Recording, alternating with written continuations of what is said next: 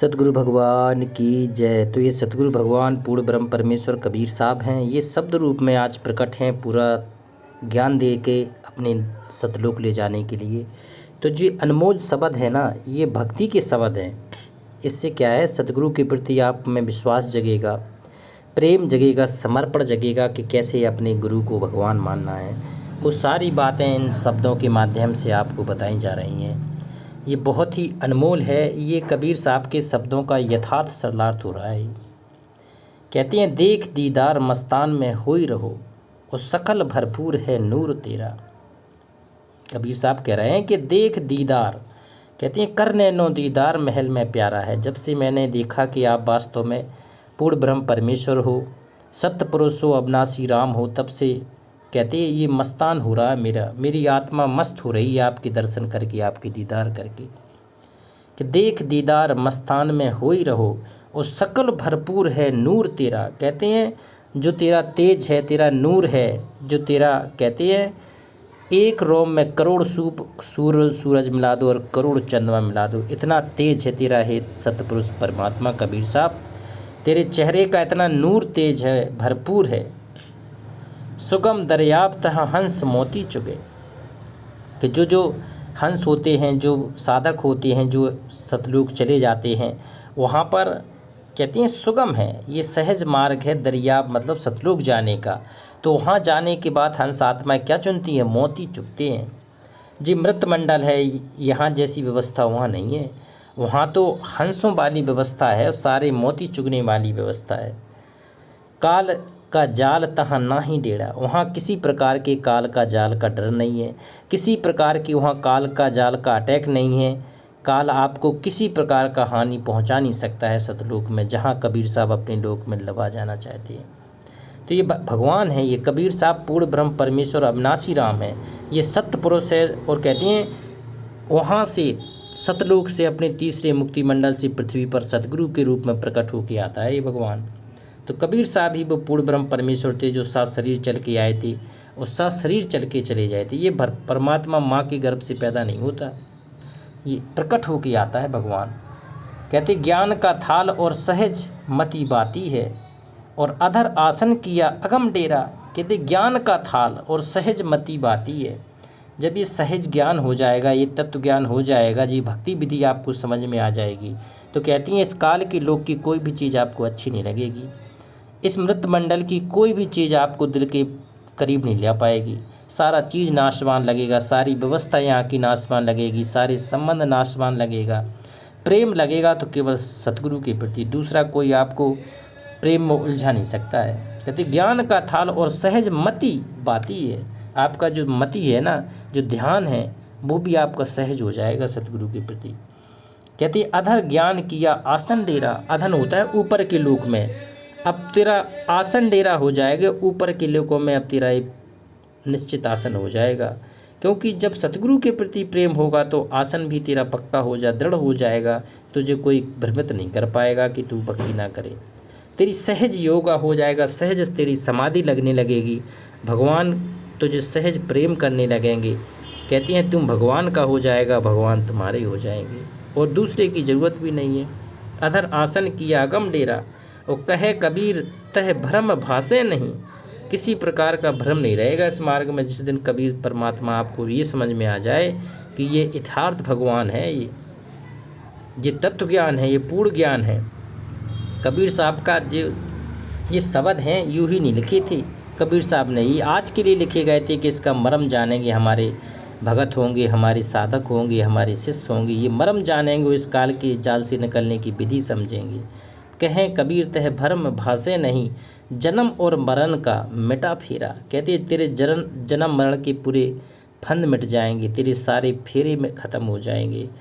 कहते हैं यहाँ असंख्यों युगों से तू जन्म मरण के फेरे में पड़ा है, एक ही झटके में, एक ही बार में तू इस काल के जाल से पार हो जाएगा। तो ये सहज विधि के रूप में सहज परमात्मा प्रकट होकर आए हैं, शब्द रूप में प्रकट है कबीर साहब, हाड़ मास का नहीं है। तो कहते हैं सतगुरु के सहारा लेके आपको इस लोक से निकलना है। एक और लेते हैं, कहते हैं सूर्य प्रकाश तहाँ रैन कहाँ पाइए, और रैन प्रकाश नहीं सूर्य भास है। ज्ञान प्रकाश अज्ञान कह पाइए, होई अज्ञान तहाँ ज्ञान नास। देखो सूर्य का प्रकाश जब होता है ना तो तेरा अंधकार खत्म हो जाता है, तेरी रात खत्म हो जाएगी। ये सूर्य का प्रकाश सतगुरु है। जिस दिन सतगुरु हमारे जीवन में आता है तो हमारे अंधेरा खत्म कर देता है अज्ञान का। और ये रात खत्म हो जाती है प्रकाश के आने से। भरपूर जब सूर्य आ जाता है तो ये प्रकाश खत्म हो जाती है, जिसके सहारे हमारी आध्यात्म उन्नति आगे बढ़ने लगती है। कहते हैं कबीर साहब को, ज्ञान प्रकाश अज्ञान कहाँ पाइए। जहाँ ज्ञान का प्रकाश हो जाएगा वहाँ अज्ञान टिक नहीं सकता है।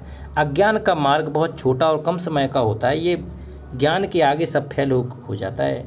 होई अज्ञान तहाँ ज्ञान नाश है। जब अज्ञान है तो ये ज्ञान से इसका नाश हो जाएगा। और कहती हैं वो भक्ति है ना, वो सतगुरु वाली भक्ति करने लगेगा।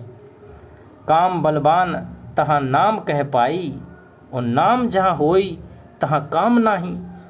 कहती हैं काम बहुत बलवान होता है। ये भक्ति मार्ग में सबसे ज़्यादा अगर किसी भगत को उलझा सकता है तो वो है काम। इंग्लिश में सेक्स बोलते हैं। काम वासना व्यक्ति को अंदर से झकझोर के रख देती है। अच्छे अच्छे ऋषि मुनि हुए हैं, विश्वामित्र जैसे पाराशर ऋषि, विश्वामित्र ऋषि हैं, और तुम्हारे बड़े बड़े जितने भी बड़े साधक हुए हैं, ऋषि हुए हैं, ये कहीं ना कहीं भटक गए हैं अपने मार्ग से। काम वासना के तहत ये भटक के रह गए हैं। कहते काम बलवान तहाँ नाम कहाँ पाइए। तब कहते हैं अगर जिसके लिए काम महत्वपूर्ण है तो वो नाम पे नहीं टिक सकता है। नाम का महत्व नहीं टिक सकता है, ना नाम पे चल सकता है, तो उसके लिए भक्ति मार्ग सही नहीं है। तो नाम जहाँ होई तहाँ काम नहीं नाश है। जहाँ नाम की महिमा है, जहाँ सतगुरु के नाम की महिमा है, जहाँ सतगुरु उसके हृदय में नाम स्वरूप में, शब्द स्वरूप में हृदय में विराजमान रहते हैं, वो काम उसको सता नहीं सकता है। काम परेशान कर ही नहीं सकता उस साधक का। तो कहते हैं कहे कबीर यह सत्य विचार है, ये सत्य विचार है, समझ विचार कर देख माही। ये बिल्कुल सही विचार बता रहे हैं कबीर साहब। कह रहे हैं कि अब समझ विचार के देख ले अपने आप को, तुझे करना क्या है। अगर भक्ति करना है तो तुझे वास्तव में सतगुरु के प्रति समर्पण लाना पड़ेगा। अगर समर्पण नहीं करेगा तो ये भक्ति में आगे बढ़ना तेरे लिए मुमकिन नहीं है। कहते हैं एक शमशेर एक सार बजती रहे, और खेल कोई सूरमा संत झेले। आहा, कहते हैं एक शमशेर एक सार बजती रहे, और खेल कोई सूरमा संत खेले। जी कहते हैं शेर पर सवा शेर होता है। अगर काल है तो सवा शेर अपना बब्बर शेर कबीर साहब है। ये काल के ऊपर का भगवान है, ये सत्य पुरुष। कहते हैं ये महाकाल है अविनाशी राम। एक शमशेर एक सार बजती रहे, खेल कोई सूरमा संत झेले। कामी क्रोधी लालचे भगवान ने कहा इनसे भक्ति न होए, और भक्ति करे कोई सूरमा जाति वर्ण कुल खोए। जो वास्तव में कबीर का भगत होगा उसकी जाति खो जाएगी, जाति वर्ण खो जाएगा किस वर्ण का है, और कुल को खो देगा। काम क्रोध लालच ये उसके जीवन से हमेशा हमेशा के लिए समाप्त हो जाएंगे। कहते हैं काम दल जोत करे क्रोध पैमाल करे, और परम सुख धाम तहाँ सूरत मेले। कितनी मतलब गूढ़ से गूढ़ रहस्य कबीर साहब ने इसमें छिपा रखे हैं कि काम दल जोत करे क्रोध पैमाल करी। इसमें काम और क्रोध की वो बता रहे हैं कबीर साहब कि ये कितने दो शैतान हैं। ये सबसे ज़्यादा मर्यादा है, कठिन मर्यादा है काम और क्रोध को संयमित करना। इससे बड़ी कोई मर्यादा नहीं है। काम जिसने अपने आप को काम को जीत लिया और क्रोध को जिसने अपने आप में कंट्रोल कर लिया वो भगत है, वो साधक है। ये सबसे बड़ी मर्यादा है पृथ्वी लोक से निकलने के लिए। और परम सुख धाम तहाँ सूरत मेले। परम सुख धाम है सतलोक, वहाँ जाने के लिए आपकी सतगुरु के प्रति सूरत मिलना चाहिए। सूरत आपकी हमेशा दिन रात 24 घंटे आपकी सूरत निरत मन पवन ये सतगुरु की में टिके रहना चाहिए, तब वो परम सुख सतलोक मिल पाएगा, इसके पहले नहीं मिल सकता है। कहते हैं सील से नेह कर, सील संतोष दया विवेक ये भावना भगत में होनी चाहिए, नहीं तो वो साधक नहीं है। सील से नेह कर, नेह होता है प्रेम, सबसे ज़्यादा सील हो संतोष हो, बिल्कुल आपकी ऐसी वाणी बोलिए मन का आपा को औरन को भी शीतल करे, आप भी शीतल होए।